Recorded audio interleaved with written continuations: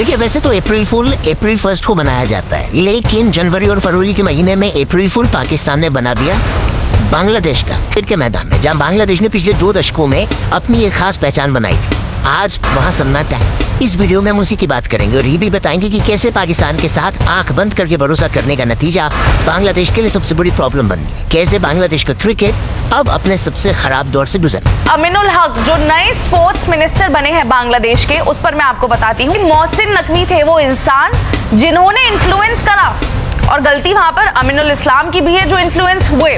2024 में जब शेख हसीना की सरकार गिरी तो इसे बांग्लादेश के लिए दूसरा इंडिपेंडेंस बोला गया, लेकिन कुछ ही महीनों में ही नया बांग्लादेश, यही वाला सो कॉल्ड नया बांग्लादेश, दुनिया के लिए केस स्टडी बन गया कि कैसे आइडियोलॉजिकल एक्सट्रीमिज्म और गलत डिप्लोमेटिक चुनाव एक उभरते हुए देश को बर्बादी की कगार पर ला सकता है। उस बांग्लादेश के अंदर शेख हसीना की सरकार गिरने के बाद बनी इंटरिम सरकार ने भारत के खिलाफ एक कड़ा रुख अपनाया। जानकारों का कहना है कि ये सब पाकिस्तान के कहने पे किया गया। इसका सीधा असर खेल के मैदान पर भी पड़ा। सबसे पहले बांग्लादेश ने T20 वर्ल्ड कप का बहिष्कार किया। इंटरिम गवर्नमेंट और बोर्ड के कुछ एक्सट्रीमिस्ट एलिमेंट्स ने सिक्योरिटी रीजंस और पॉलिटिकल विरोध का हवाला देते हुए भारत में होने वाले 2026 T20 वर्ल्ड कप में खेलने से इनकार किया। ऐसा बताया गया कि बांग्लादेश बोर्ड को पाकिस्तान बोर्ड से ये भरोसा दिलाया गया कि अगर वो इस वर्ल्ड कप का बॉयकॉट करते तो पाकिस्तान भी बॉयकॉट करने की सोचेंगे। अब जब बांग्लादेश ने वेन्यू बदलने की मांग की तो ICC ने इसे रिजेक्ट किया और बांग्लादेश को टूर्नामेंट से बाहर करके स्कॉटलैंड को उनकी जगह दी थी।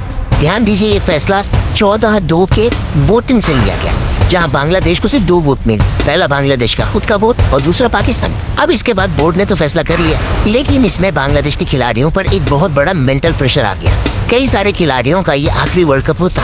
बांग्लादेश टीम के कोच मोहम्मद सलाउद्दीन ने खुलासा किया कि इस फैसले ने उभरते हुए खिलाड़ियों को मानसिक कोमा में भेज दिया, क्योंकि पॉलिटिक्स के चक्कर में उनका करियर बर्बाद हो गया। अपने वादे के मुताबिक बांग्लादेश ने T20 वर्ल्ड कप का बॉयकॉट तो कर दिया, लेकिन सोशल मीडिया और लीक हुई खबरों के हिसाब से PCB के अध्यक्ष मोहसिन नकवी ने इसमें बड़ा रोल प्ले किया। नकवी ने बांग्लादेश क्रिकेट चीफ को यह भरोसा दिलाया कि अगर बांग्लादेश भारत के खिलाफ एकजुट मोर्चा मिलकर खोलेगा तो ICC को झुकना पड़ेगा। मजेदार बात यह कि जहां पाकिस्तान बांग्लादेश को बहिष्कार के लिए उकसा रहा था, वहीं खुद पाकिस्तान ने ICC के साथ अपने रिलेशन पूरी तरह खत्म नहीं किए, जिससे बांग्लादेश इंटरनेशनल स्टेज पर अकेला पड़ गया। कई पॉलिटिक्स के जानकारों का कहना था कि पाकिस्तान की सोच इसमें 71 का बदला लेने वाली थी। वहीं पाकिस्तान अपनी 71 की हार और बंगालियों से बदला लेने का ये मौका छोड़ने वाला नहीं था। मोहम्मद यूनुस के इंटरिम सरकार के उनकी इकोनॉमी की धज्जियां तो उड़ाई दी थी उन्होंने। अब पाकिस्तानी बोर्ड ने उनके करियर का भी बंटाधार कर लिया। पाकिस्तान जैसा दोस्त अगर आपके पास हो तो आदमी को टाइम से पहले समाधि ले लेनी चाहिए, क्योंकि पाकिस्तान की दोस्ती आपको दुश्मनी से भी ज्यादा खराब मिलेगी भाई। अब कई लोगों का कहना था कि ये तो क्रिकेट का मैदान था, इसमें पॉलिटिकल इंटरेस्ट आते जाएंगे क्या। हेलो, दरअसल बांग्लादेश इकोनॉमी और क्रिकेट के मामले में पाकिस्तान से काफी बेहतर कर रहा था। बांग्लादेश बोर्ड के पास थोड़े ही से लेकिन पैसे आ रहे थे। अब तो पाकिस्तान खुद आज आर्थिक कंगाली और इंटरनेशनल अलगाव झेलता है। फिर भी ढाका की नई लीडरशिप ने दिल्ली के बजाय इस्लामाबाद की ओर हाथ बढ़ाया। जरा आपको मैं एक वीडियो दिखाता हूँ कि कैसे पाकिस्तान के एक सिपाही जिसको BLA की आर्मी ने बलूचिस्तान में पकड़ रखा, वो अपने दर्द को बयां कर, क्योंकि अपने लड़ाकों के बदले पाकिस्तानी सैनिकों को वापस करने की शर्त पर आसिम मुनीर की पाकिस्तानी आर्मी ने ये मानने से इनकार कर दिया कि ये उनके सिपाही। बताइए, इन्होंने हमें बना के दिया ना, हमने खुद तो थोड़ा बना लिया। ये चुनावी कार्ड मेरा देख ले, ये भी पाकिस्तान ने मुझे बना के दिया। ये हम किस तरह कह रहे हैं कि ये हमारे बंदे नहीं है। अब सोचिए दोस्तों कि जो लोग अपने बॉर्डर्स को प्रोटेक्ट करने वाले सैनिकों के लिए नहीं खड़े हो सकते, वो बांग्लादेश के लिए खड़े होंगे? नहीं, भले यहाँ पर तो सीधे फाइनेंशियल नुकसान होने वाला था बांग्लादेश को, और बांग्लादेश ने अपना बंटाधार करवा लिया और पाकिस्तान यहाँ खेल गया।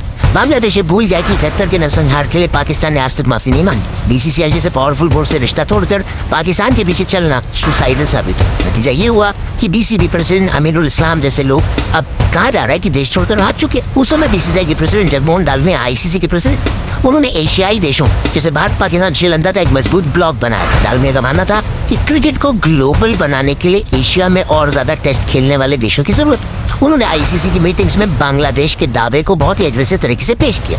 याद कीजिए, 99 वर्ल्ड कप में पाकिस्तान को हराकर बांग्लादेश ने दुनिया को चौंकाया था और 2000 में टेस्ट टीम का दर्जा पाया था। उसमें बहुत कम लोगों को पता है कि बांग्लादेश को टेस्ट स्टेटस दिलाने में भारत का सबसे बड़ा हाथ है। पाकिस्तान के प्रोपेगेंडा में फंसकर बांग्लादेश ने न केवल अपना क्रिकेट खोया बल्कि अपनी इंटरनेशनल साख भी दांव पर लगाया। ये इस बात का क्लासिक एग्जाम्पल है कि जब कोई देश प्रोग्रेसिव डिप्लोमेसी को छोड़कर एक्सट्रीमिस्ट आइडियोलॉजी की ओर झुकता है तो उसका अंत कैसा होता है। पाकिस्तान के साथ इस्लामिक एकजुटता के नाम पर किया गया कोलिशन बांग्लादेश के लिए सुसाइडल साबित हुआ। पाकिस्तान ने न केवल बांग्लादेश के खेल को बर्बाद किया है बल्कि उसे इंटरनेशनल स्टेज पर एक नॉन ट्रस्टवर्दी पार्टनर के रूप में एस्टैब्लिश किया। ये केस स्टडी ये भी सिखाती है कि खेल को पॉलिटिक्स का हथियार बनाने का अंजाम हमेशा बुरा होता है। आज बांग्लादेशी फैंस और खिलाड़ी उस धोखे को समझ रहे हैं जो उनके साथ हुआ है। आज बांग्लादेश को अपनी ईगो का शिकार बना चुके लोग सरकार बदलते हुए देश छोड़कर भाग रहे हैं। अब बांग्लादेश को ये समझना होगा कि सिर्फ इस्लामिक देश के नाम पर पाकिस्तान का साथ देना उनको कितना महंगा पड़ा है। दुनिया के लिए ये भी एक सबक है कि इस्लामिक मुल्क के नाम पर पाकिस्तान बस एक ही चीज दे सकता है, चूरन।